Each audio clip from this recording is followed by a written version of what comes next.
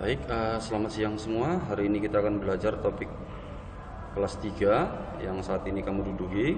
Kamu sudah duduk di kelas 3 saat ini, maka topik pembelajaran kita untuk pertama kali adalah listrik dinamis. Ya, kalau belum pernah kenal sama saya, nama saya Benar Gultom. Saya akan mengajarkan listrik dinamis pada pelajaran fisika hari ini. Baik, kalau begitu kita akan masuk pelajaran fisika ya, listrik dinamis. Baik, untuk mempelajari topik ini kamu boleh lihat di slide berikut. Nah, listrik dinamis. Sebenarnya listrik dinamis itu apa sih? Ya. Jadi kalau listrik itu sendiri artinya adalah muatan, dan dinamis artinya bergerak atau mengalir. Nah, berarti sekarang kita akan berbicara tentang muatan yang mengalir. Baik, sekarang kita akan lanjut ke topik berikut. Menentukan arus listrik dan arus elektron. Nah, tadi kan kita bicara bahwasanya listrik adalah muatan. Muatan itu ada dua ya. Ada positif dan ada negatif. Baik, sekarang coba perhatikan gambar berikut. Ketika saklar itu kita hidupkan atau kita sambungkan, maka yang terjadi lampu akan menyala. Kenapa lampunya bisa menyala? Di sini ada sumber ya. Di sini ada sumber arus listrik. Lalu di sini saklar dan ini lampu. Nah, dari sini boleh kita lihat ketika saklar dinyalakan, ternyata ada dua pergerakan yang terjadi. Boleh kamu lihat yang ini. Yang ini adalah positif, yang ini adalah negatif. Nah, pergerakan dari yang positif menuju yang negatif itulah yang disebut dengan arah arus listrik. Sedangkan dari yang arah negatif menuju positif itu adalah arah elektron. Jadi arus listrik adalah aliran muatan yang bergerak dari muatan positif dan atau dari potensial yang tinggi menuju potensial yang rendah. Sedangkan elektron adalah aliran dari potensial rendah menuju potensial tinggi. Ini dia. Ya, dari potensial rendah menuju ke potensial tinggi. Baik, kita teruskan. Apa syaratnya supaya listrik dapat mengalir pada satu rangkaian? Nah, syaratnya yang pertama, kalau misalkan ini sebuah rangkaian dan ini sebuah saklar yang masih terbuka, ya, ini saklar tidak terbuka dan tidak terhubung sama sekali. Oke, nah ini dia, ini rangkaian terbuka namanya. Kalau ketika rangkaian terbuka, ternyata lampunya mati. Karena apa? Karena arus listriknya tidak mengalir, gitu ya.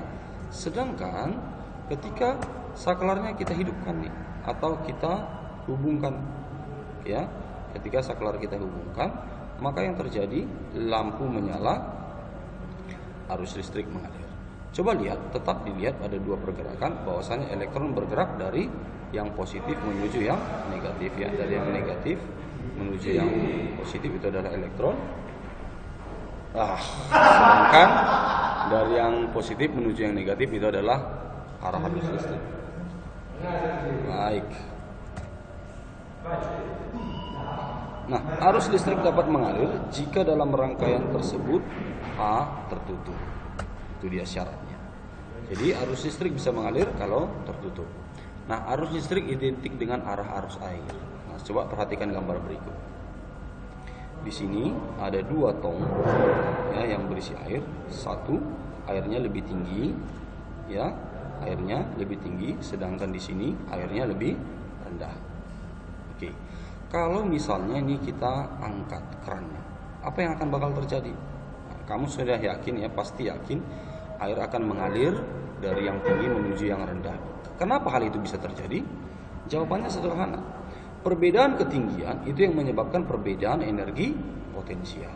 Sama halnya dengan listrik. Oke. Coba dilihat. Baik, air mengalir dan langsung Ketika perbedaan energi potensialnya sama, maka tidak terjadi lagi aliran air yang mengalir.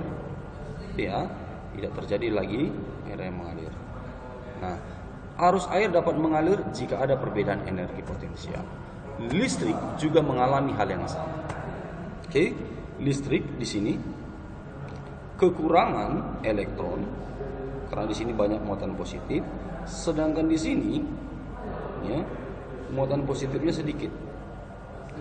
Nah, apa yang bakal terjadi kalau misalnya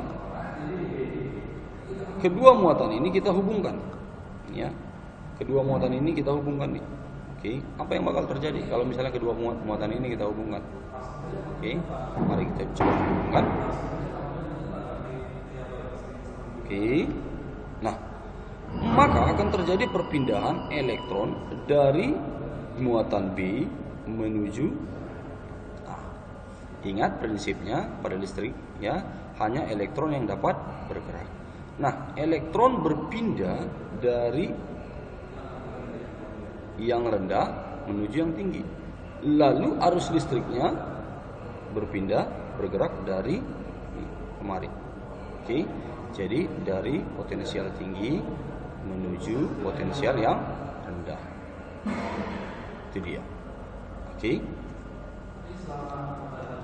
Jadi saya yakin kamu sampai di sini bisa paham. Nah, sekarang kita akan bahas kuat arus listrik. Apa sih kuat arus listrik itu? Coba kita perhatikan gambar berikut. Ketika saklar dihidupkan, lampu menyala akibat dari sumber arus listrik. Oke. Nah, coba perhatikan ini. Ini ya. Ini. Selama selang waktu 1 menit atau 60 detik, banyaknya elektron yang bergerak mengalir terus menerus. Jadi kuat arus listrik adalah banyaknya muatan yang mengalir pada penghantar tiap detik. Jadi boleh dibuat dalam persamaan seperti ini. I besar adalah muatan, Q adalah muatan, dan T Nagelring adalah waktu. Oke. Jadi kuat arus listrik adalah banyaknya muatan yang mengalir per satuan waktu. Nah, sekarang kita masuk contoh soal. Baik, coba perhatikan soal berikut. Sebuah akumulator pada kutub-kutubnya dihubungkan pada terminal lampu. Jika kuat arus yang mengalir pada lampu adalah 0,5 ampere. Oke, ini dia. Jadi dikasih tahu di sini bahwasanya arus yang mengalir adalah berapa? 0,5. Ya, 0,5 ampere kita tuliskan. Dan lampu dinyalakan selama 2 menit. Ingat, di sini ditulis 2 menit. 2 menit ini harus kita ganti menjadi berapa sekon? 120 sekon. Ini ya. 120 sekon. Nah, jadi dari sini karena kita tahu persamaannya I besar tadi sama dengan apa? Iya. I sama dengan Q ya, Q per T. Nah, berarti dari sini kita dapat kalau yang ditanya Q, berarti Q sama dengan I kali T ya. I kali T ini dia. Baik, kita langsung masukkan I-nya berapa? 0,5. Oke, 0,5. Iya, itu dia. 0,5. Sedangkan T-nya adalah 120.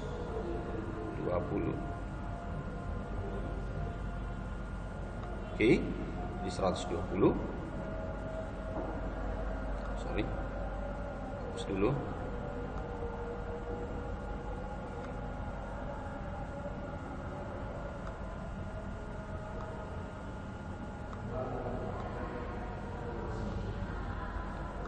Kita tulis dulu di sini rumusnya. Ya, Q itu adalah I dikali T. Ya. Jadi 0,5 0,5 dikali 120. Oke, maka di sini dapatlah jawabnya adalah 60 volt. Baik, berarti di sini kita ketahui bahwasanya muatan yang listrik yang mengalir melalui lampu itu sebanyak 60 volt. Oke, sampai di sini saya rasa kamu sudah dapat memahaminya.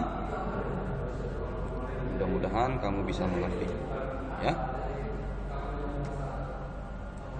Oke, nah untuk pertemuan berikutnya saya akan bahas di video berikutnya itu tentang pengukuran kuat arus listrik. Baik, saya rasa sampai di sini dulu video yang saya sampaikan. Kita bertemu di video berikutnya.